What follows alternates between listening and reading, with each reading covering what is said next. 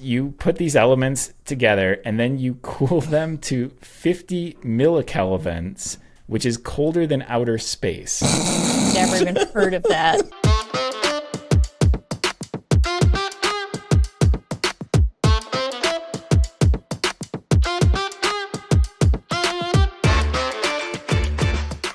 Hello, everyone. Welcome to another episode of the Front End Fire podcast, the weekly show that helps you stay up to date on the latest and greatest in the front end world. I'm your host today, Paige Niedringhouse, and I am joined by my co-hosts Jack Harrington. Hello. And TJ Van Tol. Hey, everybody.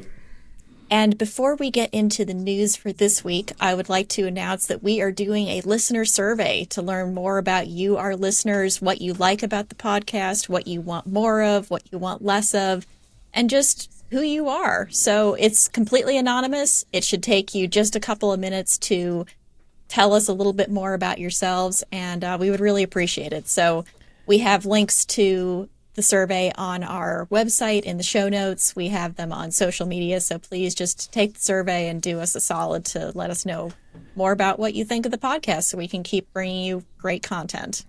And thanks to the people that have filled it out already. We've gotten some good stuff back, and we definitely plan to incorporate it, and you'll hear some of those changes over the next few weeks. So thank you. Yeah, really exciting. Good to see people want to reach out and influence the show. I think it's great. Yeah, exactly. Yeah. Cool.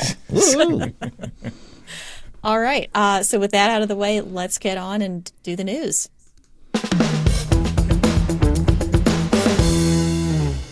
All right. TJ, would you like to start us off with news this week? I can, because I have a new editor, just what everybody always wanted, and it is called TraeAI, which stands for the Real AI Engineer. Oh, no. Oh, my God. So it's not like Trey, like in TRAY, like it's more TRAE. AE. Yeah. This is not new news. This is an editor that came out a few weeks ago, but it was off of our radar. I don't know. It flew under us, or I don't know. We missed it, but it is an editor made by ByteDance, the company that is behind TikTok, which is kind of fascinating.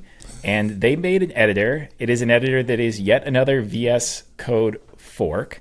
So very similar to Cursor and to Windsurf, and there are probably other ones out there. It is an installable Mac and Windows app. Linux is listed as having a wait list right now, so it is not available.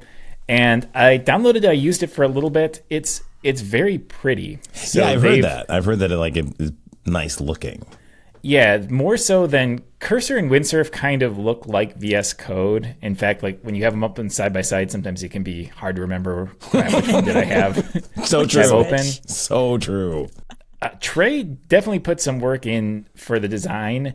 It kind of looks like they stole WebStorm's design, because it looks very, very similar to WebStorm, but WebStorm looks good. So yeah. It's a pretty nice looking IDE.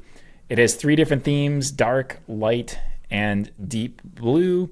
But beyond that, it feels like the same sort of editor. A lot of these tools have kind of consolidated on the same sort of approach. There is an AI pane on the right, because of course there's an AI pane on the right. You can choose between different models. Right now you can choose between Claude 3.5 Sonnet and GPT-4o. Not DeepSeek? I was just surprised by that. No, surprised. Okay. No DeepSeek, which is a little bit weird. You would kind of think that would be built in, especially considering that currently this is an editor you can use completely for free. And as best I can tell, at least I see nothing about usage limits or anything like that. And so you don't have to give it your own Claude key. It's literally, you're on there. Whoa. Wow. Yeah. You're just using it for free. And there's very little information, probably since it's a ByteDance thing. There's very little information about, is that short term? What is going on here? Who knows? But you can download it, you can use it, you can get free AI tooling through this. Something that some people have noticed, and I took a look at as well, is the terms of service for this editor has some language that your company's lawyers probably wouldn't love, because you're essentially consenting to ByteDance having access to your content. Ooh, hey now. So maybe use this on your personal projects to test it out, but maybe don't bring it into your very important production work application at the moment. But I don't know. I had a fun time downloading it and using it and trying it out. So Cursor's $20 a month, and Copilot. Windsurf is, well, yeah, right, and then Copilot is Copilot's just probably $20 a month, I think, as well for a subscription. Okay, and Windsurf is 50, and then here's now Tray, basically pretty much the same stuff, entirely free. I can certainly see why people would look past the terms of service on that one.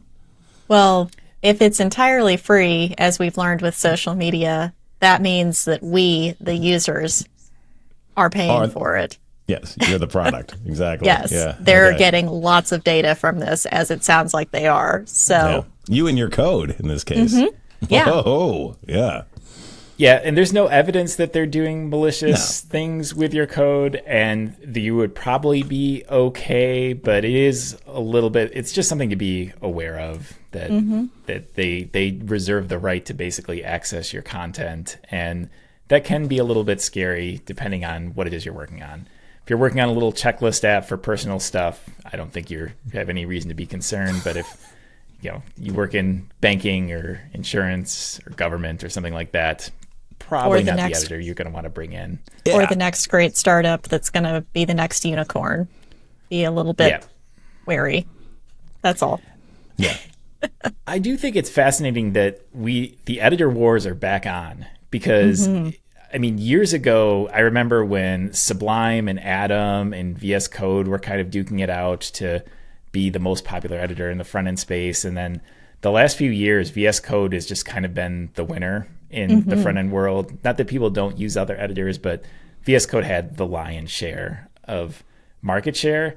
And apparently, as the market, we've now determined that the way to compete is you just fork VS Code. Right. So VS Code is still the winner. Still, underneath. It's still the king. It's just like everybody has gone and forked it, which is ethically weird. And that was my question, because we have Windsurf and we have stuff like this. Like, what is Trey's defining feature besides the fact that they skinned it differently and it looks slightly nicer? Like, what is its new thing that the other AI IDEs are not doing? There really isn't any unique features. If you look at their marketing page, it's all about AI, but it's not doing anything that any of these other ones don't do, because it talks about having agentic control, but that's what VS Code talks about, or that's what Copilot talks about. That's what Cursor, Windsurf, they all talk about that. Right. So, and in using it, and I did about an hour of coding in it, so no comprehensive review or anything, but it felt just like using the AI tools in other editors. So I don't really know what's unique or makes this stand out. The UI was very nice, but that's really the only thing that I noticed. Yeah. I did see a post from Steve Sewell over at Builder, and he's super into this stuff, and he goes and reviews all these things and really gets into the nooks and crannies on it. And his complaint was that Trey in particular didn't give really good results.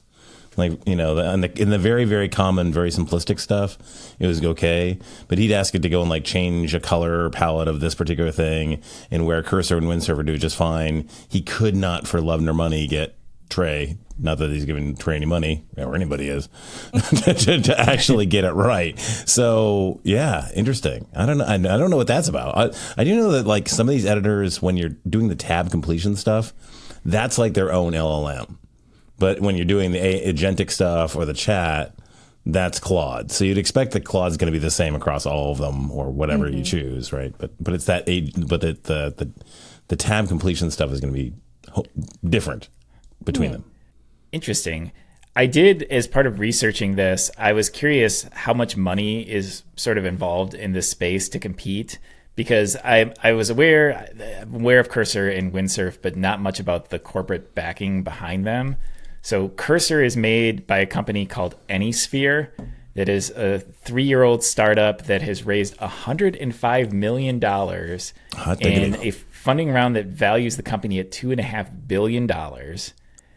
And Windsurf is made by a company called Codium that has raised $150 million Series C that values that company at $1.25 billion.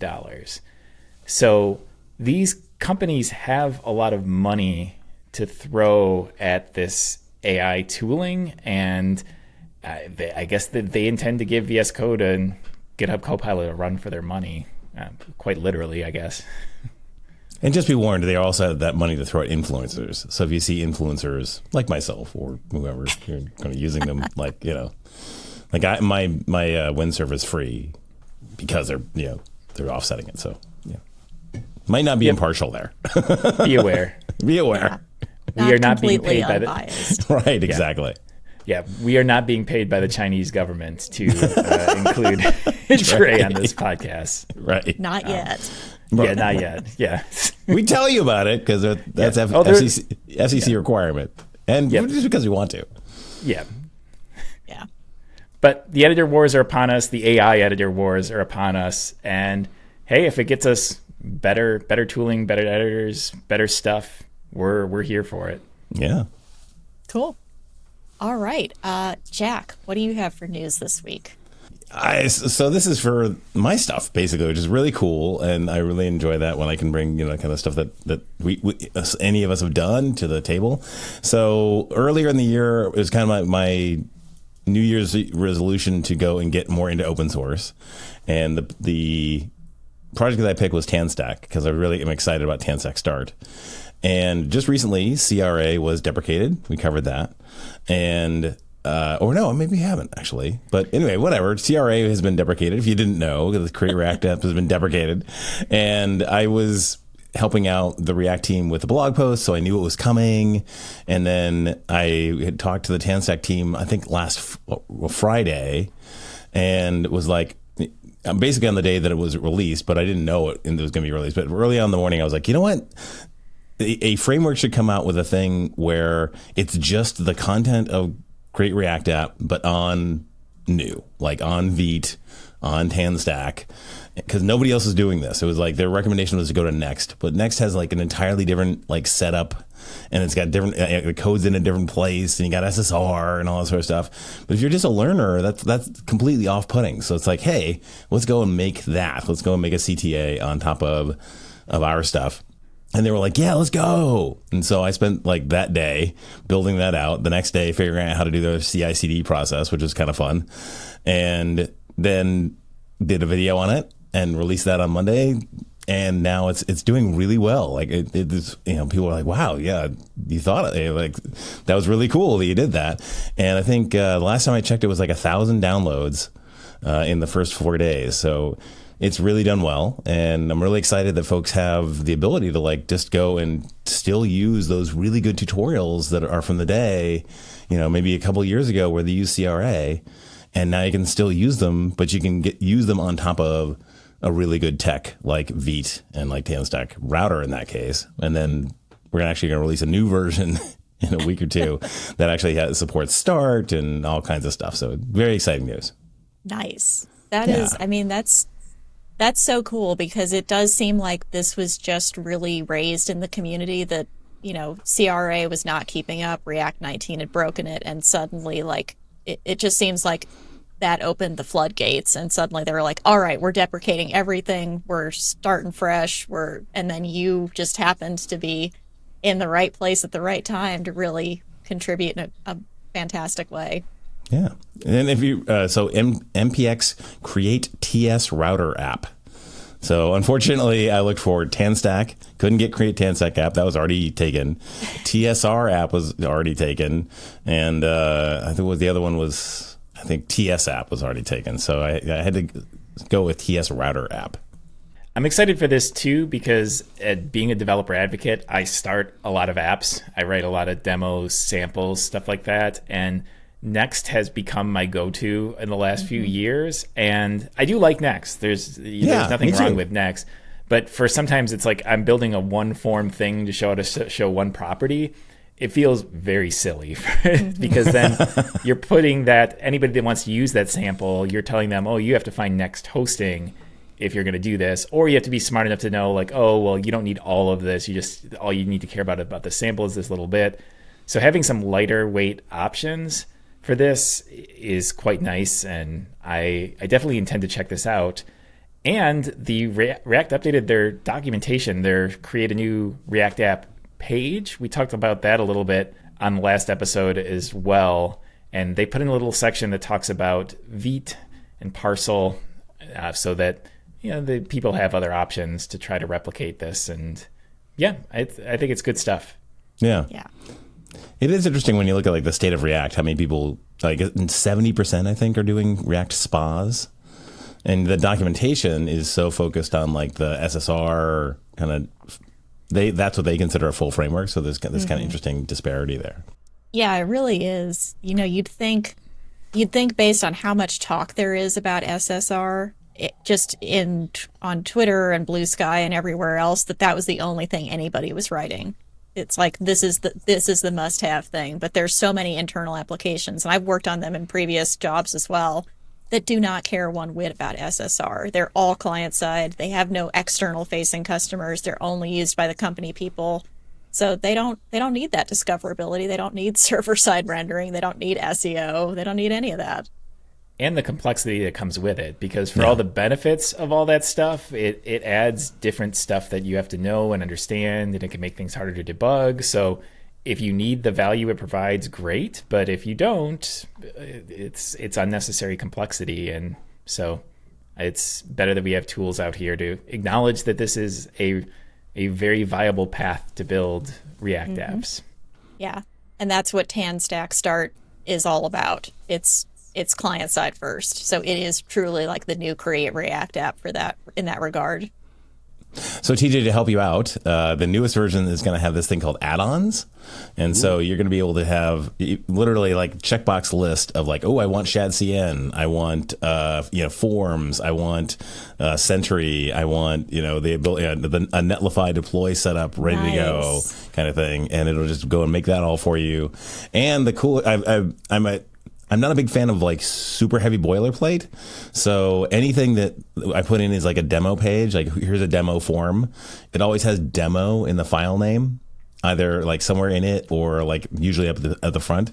And so you could do like a find and remove of anything that has demo in it and just be back to like clean starting point, but with all of those libraries installed. Yeah. Very cool. Yeah. Trying to make it easy on everybody.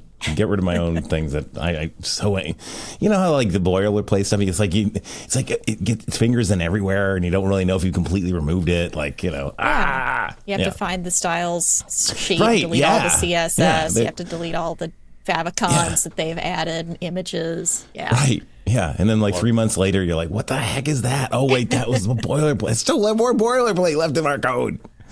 That was the worst part of Create React app. Was awful to clean up. And I built little demo apps back in those days too, and it was like, all I want to show is this one thing, but now I have to clean up the example so that it makes sense to this person and get rid of all the unnecessary cruft, and it was a mess. Yeah, I was comparing the two, and then on my M4 Pro, whatever thing, it's like Create React app takes 4 or 5 seconds to go and do its whole thing, whereas this Create TS Router, because it's doing a lot less, it's just doing TS Router and VI test, and at the core level, and it's bang, it's just done. It's 1 second done, you're good to go. If you use PMPM in particular, it's just done. So it's really quick.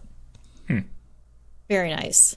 All right, let's get on to my news this week, which is that Bolt and Expo have joined forces. So you can build mobile apps with pure AI, and you have to write zero code for it. Woot! Yeah. Great. Yep. So just what I was waiting for. I know. So for anyone who's not as familiar with Bolt.new is an AI-powered web agent that you go to in the browser, and you use natural language to tell it what you want to build, and you iterate on it, kind of like a lot of these in-browser agents that are around now. So Expo has become kind of the go-to framework for mobile app development. It's recommended by the React Native docs. It just really like keeps adding on. And actually, like 4 or 5 episodes ago, we talked about Expo's newest thing, which was called Expo Application Services, which is how Expo now wants to host your mobile apps for you and help with the deployment to the iOS store and the Android store and things like that. So, with Expo integration in Bolt.new, now everybody from developers to non-technical users, as they say in their press release, can generate mobile app code. They can preview it in real time on any platform, so Mac, Linux, Windows. They can provide natural language feedback to iterate on the design until it is exactly what they want it to be, and then they can deploy it to the App Store. So they have really tried to make it as easy as possible. And the thing that's, I think, most interesting is what's next for them, which is integrating with EAS. So once that happens, you'll be able to build, submit, and deploy your apps in a single platform in one just fell swoop. So get ready, app stores. You're going to have a lot more stuff coming through. Yeah. Well, I'm extremely skeptical for a few reasons, just because when you're dealing with native mobile apps, the couple additional challenges you have, first of all, simulating those accurately is way harder because you can't just render them in a web browser. I wonder if this is going to be using Expo's ability to render to the web as sort of its testing phase. But you kind of, if you're submitting an app, you kind of do need to bring it up in an actual iOS environment, in an actual Android environment, because it's still like simulating it isn't the equivalent of doing the real thing. And you might be able to get by a decent amount with a simulator, but there's really, I don't care how good your AI tooling is. I don't see how you're not going to at least bring it up on an iOS device to test to make sure the thing looks reasonable and actually works. Mm-hmm. So that's one of my skepticisms. The second one is the actual deployment process, because it's pretty much the hardest problem in computer science is submitting an iOS app to the App Store. Just the number of steps, the provisioning process to go through, dealing with certificates, provisioning profiles. Oh my God! I hate those. Jeez. If you've been through the process, it is not fun. And I know Expo that's part of why they exist, is they have tooling to kind of help with this. So that's why I think that's what they're going with, is trying to leverage what they already have as part of this integration. And I don't know, maybe they've solved this and my skepticism is unfounded, but I really, really struggle to think someone's just going to natural language their way to an iOS or Android app of any sort. But I guess we'll see. I don't know. I mean, I share in your skepticism, TJ. We've seen what people can do with V0 and with other Bolt.new, just building web apps, and it's impressive at first, and then once you start getting more complicated, it starts to fall apart.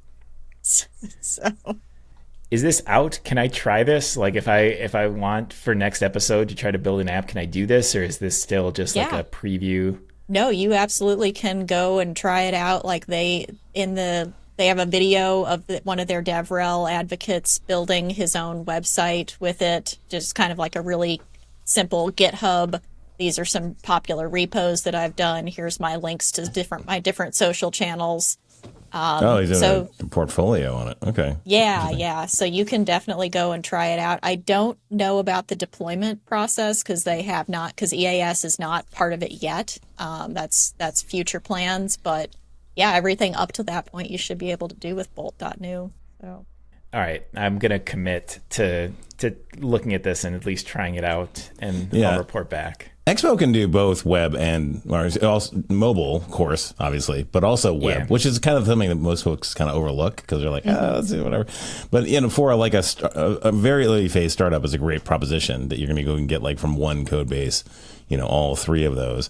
And EAS now deploys that web page to the with API routes and the whole dealy bob, to the wide world of web. So pretty cool stuff.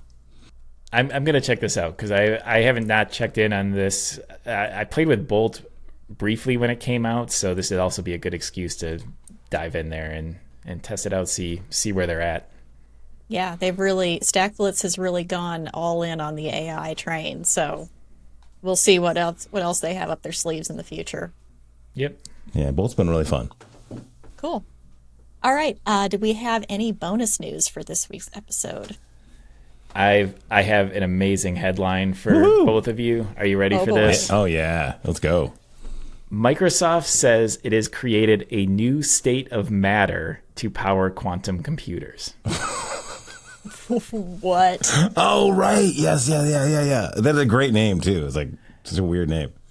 So Microsoft's new, quote, topological qubit, end quote, is not based on a solid, liquid, or gas. It is another phase of matter that many experts did not think was possible. Okay. So Yeah, cool. what is it? So it is topological superconductors, which Microsoft doesn't believe occur naturally in the universe, are composed of a material stack including indium arsenide, aluminum, and other materials, most of which Microsoft fabricated atom by atom. Awesome. Yeah. So these chips are going to be really cheap, sounds like. Make them atom by atom. Oh my God. So apparently what you do is you put these elements together and then you cool them to 50 millikelvins, which is colder than outer space. Never even heard of that. One of these days they're going to write one of these articles and just completely make everything up. And Right? people like us are just going to just believe it wholly. That sounds right. It's like yeah, we're there. Yeah. I think they're making It could all be. of this up. Yeah. Is it April 1st already? What the fuck? So this apparently the interesting bits I got out of this is Microsoft's longest running research project. It's been running since the early 2000s. So Wow. multiple different CEOs, multiple different decades. They've kept this going, and they continue to believe that if they crack this, because the problem with quantum computers is really their reliability. Like they've shown they have the potential to drastically increase computing speeds, but if you can't rely on the results that come back from this, then it doesn't even matter, right? Who cares if it's fast if it's not going to give accurate results? Oh, And they're Google- like AI agents. Yeah. Actually, there's a lot of probabilistic stuff in quantum computing, which is, yeah. But Google and Microsoft are both working on this. So Google had a breakthrough that we talked about a couple episodes ago in this space as well. Google's breakthrough was related to accuracy, and Microsoft's approach is apparently different because of this topological superconductor that they're using. It's just a different way of attacking the problem. I am not going to talk like I understand the intricacies of why that makes this approach different. I only think it's fascinating just because of the level of investment going on in here, that some of our biggest tech companies apparently think this is important enough to throw big resources on to try to make this happen and a thing. Yeah, I was looking at their Q# documentation. Of course, they've got a new language for this, Q#.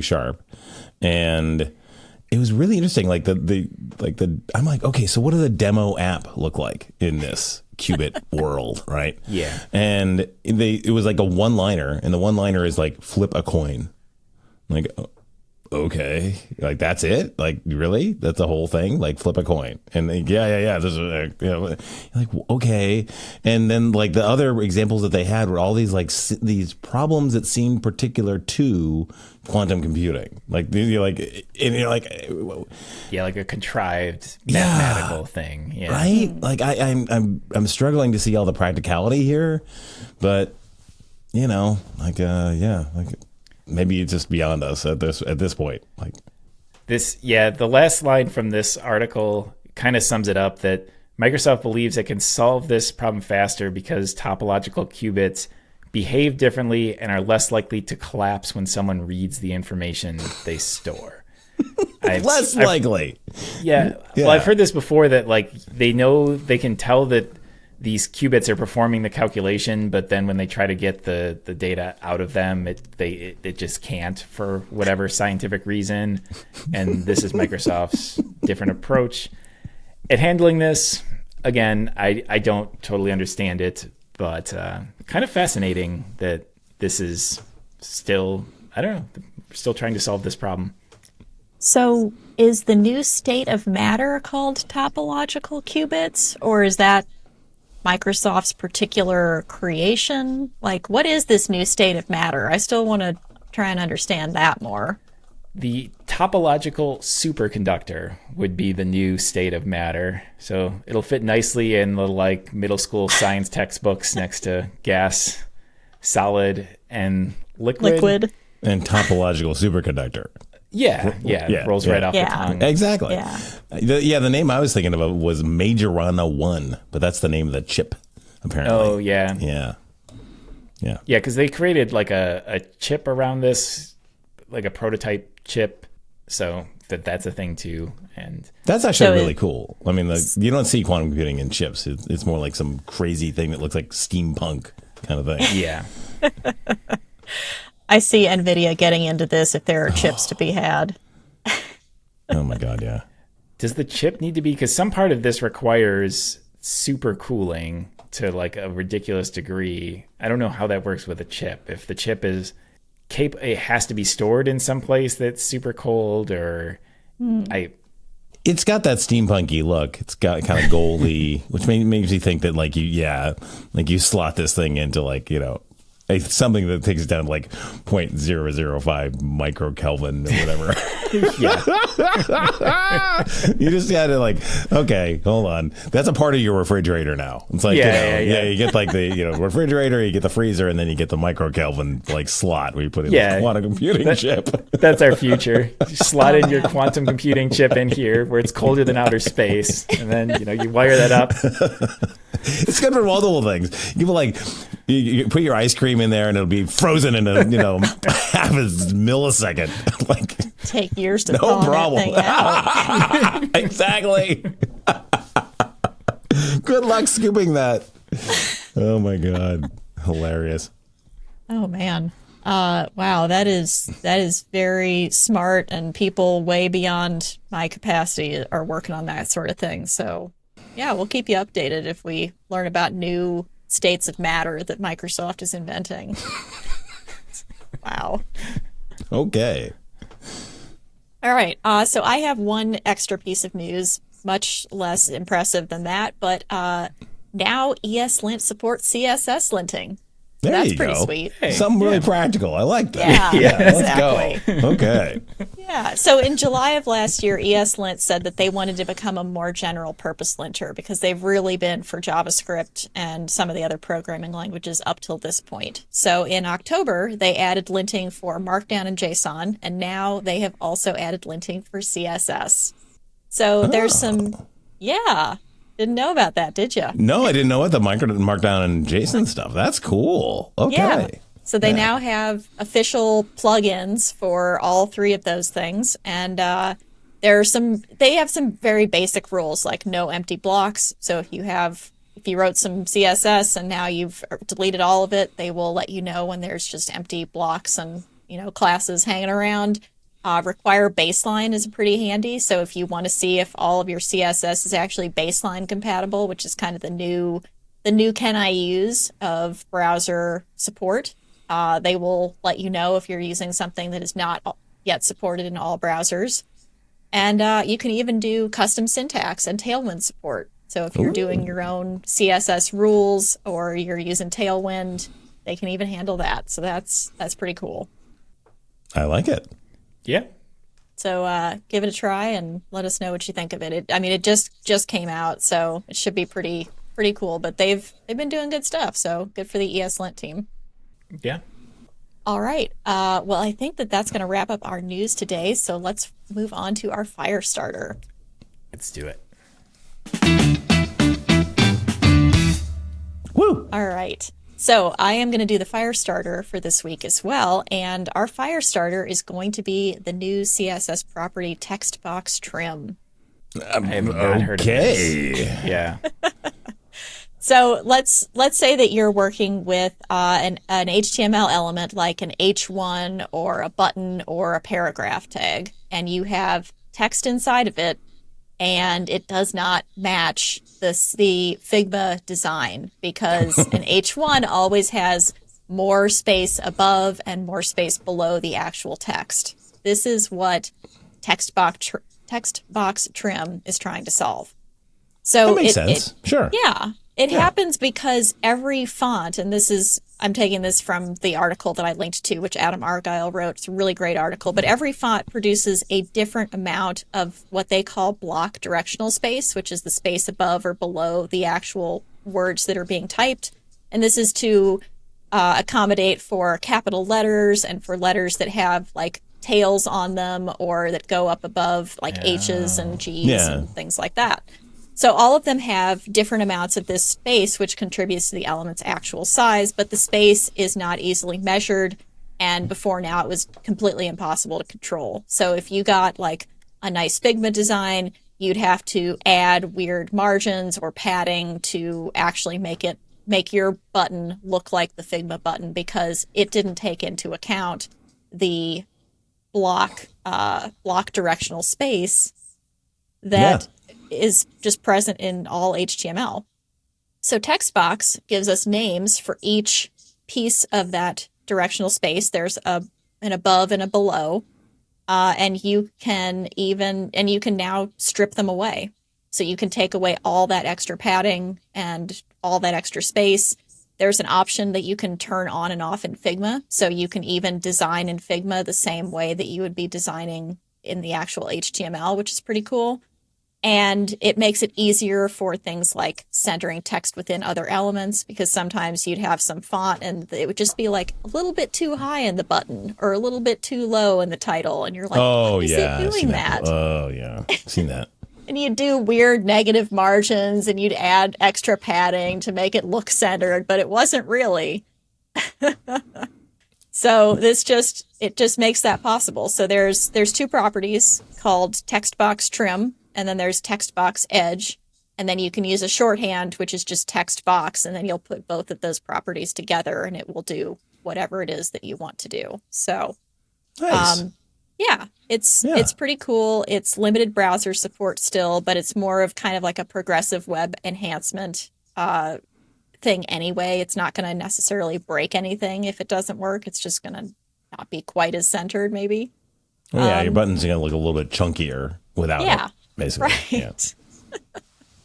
But for people who are really trying to get super close to either a design, or you're just a real big typography person who needs that kind of control, this is pretty sweet. And it's kind of interesting that it took us this long to get here, because everybody, I think, as a web developer has knocked into this at one point or another. And you're like, why is this H1 so much bigger than everything in the design? And that's why. Yeah, I didn't know this existed. I think I've busted out line height before to try to deal with this. Yep. And this gets into where you just start hacking on whatever you can. Just negative margin, negative relative margins, position. always a little the bit. yeah. Whenever I'm using negative margins, I'm always like, something has went wrong if you're there. Yeah. In the article, they've even got some examples of like, this is how text box trim could solve this super gnarly calc function where you've got like calc and you're clamping, and it's just it just makes you sad to look at it. So text box trim, I think, will be a very welcome addition for a lot of people when you're doing cool design stuff. Yeah, it's good stuff. All right. So that's going to wrap our fire starter for this week. So let's talk about what's making us happy. All right.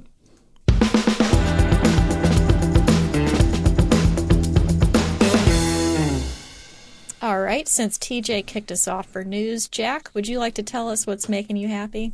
Sure. 3D printing is making me happy this week. So we've been doing a lot of 3D printing, just for like house projects and stuff. But it's mostly been me. And right. But my wife was like, you got something going on the printer? I'm like, no. She's like, oh, I got an idea. And it is for the folks on YouTube, you can actually see this, a moss spike. You can actually kind of see like the whole thing. It's really, really cool. So the idea is it's a big old like kind of mesh, like spiky looking thing. It's like almost 2.5, 3 feet tall. And the idea is that you put it into like a planter and you fill it up with moss, and then the plant actually grows up through the moss and then out. And so it basically kind of like a trellis, sort of a vertical trellis, like all in one. And so, yeah, no, there's actually like 4 different pieces of 3D printing and connect them all together and stuff. That was going to be my next question. Like how many, because I saw the size of it. I was like, what kind of 3D printer do you have? Yeah. It's a standard, I think it's like a G-Tech or something like that, but it's like the build volume's like 250 by 250 by 260 millimeters. So not crazy. It's like a desktop kind of one. It's just tall. This is like a lot taller than I've ever like built before. So it's kind of cool, actually. When it actually worked at the end, you're like, dang, that's actually kind of neat. So what kind of plant would grow up and through this? Can you give us an example of one? A monstera. Okay. Yeah. I didn't. Oh, we actually have a monstera, but it's kind of like floppy, kind of going everywhere. And this is supposedly going to, obviously those bits are already done. They're doing their thing, but the newer monstera bits will go and be, kind of in this columnar idea. Cool. Yeah. Yeah. Do you use your 3D printer? Well, it sounds like you use yours a lot. That's why we don't have one. And part of it is that I was like, well, this is just going to be an expensive toy that I'll print like a trinket or two and then it'll just gather dust. So do you use it for a lot of randomness like this, or? Yeah, I'm a big organizational guy. Like I love like cables being invisible or whatever, things like that, everything's out of its own little containers and stuff, or little like side like IoT projects, stuff like that. So I end up like doing a lot of like CAD work in Fusion to build out like simple boxes with little like mounting points and things, or brackets and stuff, and then just printing those out and getting them so that they're literally like perfectly sized to whatever it is that it needs to be, needs a bracket or box or whatever. And so it's really good for that sort of thing. And then there's a lot of stuff that's like, I didn't design this spike. I just went and found some STL files and, put them on the printer, and next thing you know, it's like, ta-da, moss spike. And there's amazing stuff. Like if you want little things for your car, to hold stuff or hold your phone or whatever, or your headphones. Like I printed just recently a big old headphone holder for my wife's AirPod Pros, that has like a jack built into it so they charge and everything. It's a really nice design. Looks really good. And you get to choose the colors and everything. But when you actually do the financial breakdown, you're talking about like $15 for a spool, and it'll make of these spikes or whatever, it'll make 3 or 4 of them. So that's good value for money. It is. Yeah, if you're willing to spend the time, it's a lot of time. It's like 2 days to print that. That's the other thing that I was wondering is how long did it take? It's just large, like that. The larger it is, then the longer time it takes. Cool. All right, TJ, what's making you happy this week?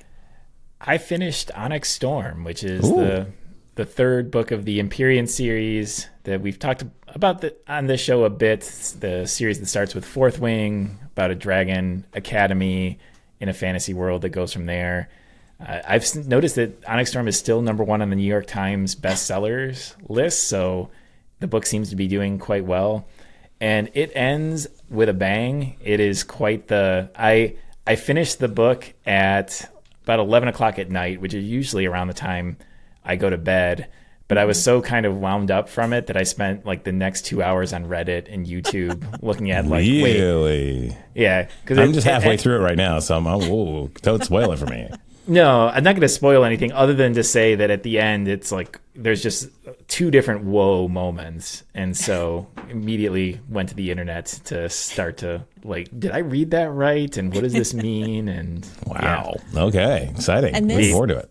This is the 3rd book of 5. Is that what you told me at one point? Yeah, I think that's right. At the very least, it's not over. And the next book isn't coming anytime soon. So that is the one downside with doing a series in the middle, is that you get left in cliffhangers like this. But it was a good book. It was a good read. I had fun reading it.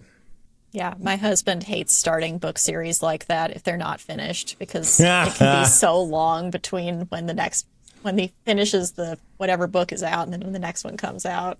George R. R. Martin. I know, for real. Yeah. Nice. Well, I'm excited. I've got that on my Libby request list, so hopefully I will get my copy soon, and then we can all talk about all the cliffhangers and exciting moments in it. Yep. But my week, or what is making me happy this week, is the Drop Stop Car Seat Gap Filler, which is it's a lot of words, but It is. Yeah. What? basically what it is, though, is it's these little cushions that go in between your car seat and the console in the front of your car. So when you inevitably drop your phone or drop your keys, yes. Oh, genius. this little pillow Yes. is there to catch them, and they don't slide into oblivion where you'll never be able to reach them again. And actually, 100%. Need one of these. 100%.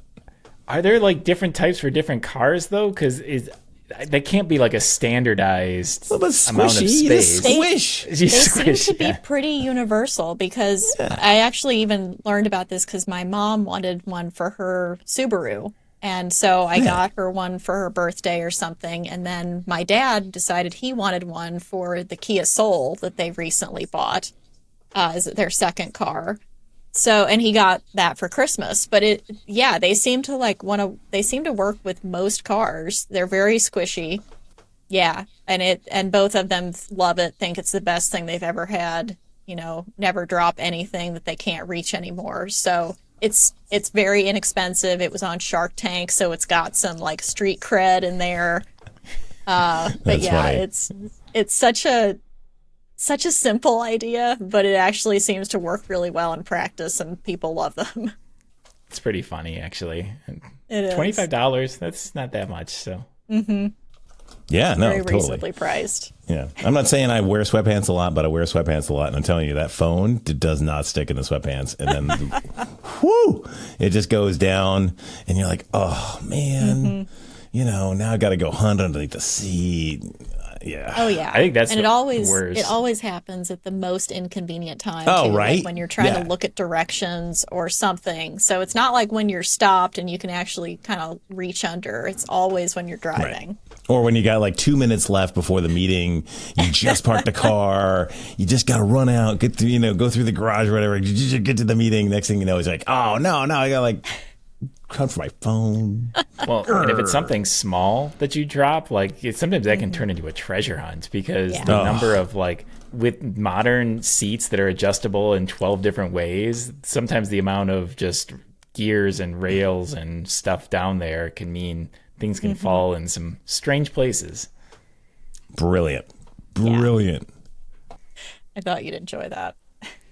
All right, so I think that's going to wrap us up for this week. As always, thanks to our sponsor, the Blue Collar Coder channel on YouTube. If you want to hang out with us, you can join us on our Discord channel in the Blue Collar Coder Discord. You can find us on our website. We're on all the socials, X and Blue Sky and Twitter and things like that. So just holler at us if you want to tell us about things that make you happy, or quantum computing theories that you have of new matter that will be created, or who knows what else. Yeah, if That'd be a you've good invented time. another state of matter, let us know. We can Right. talk about it. Yeah, We will just have you a weekend on. project, Yeah. Exactly. So we will see you on the next episode. All right, see you, everybody.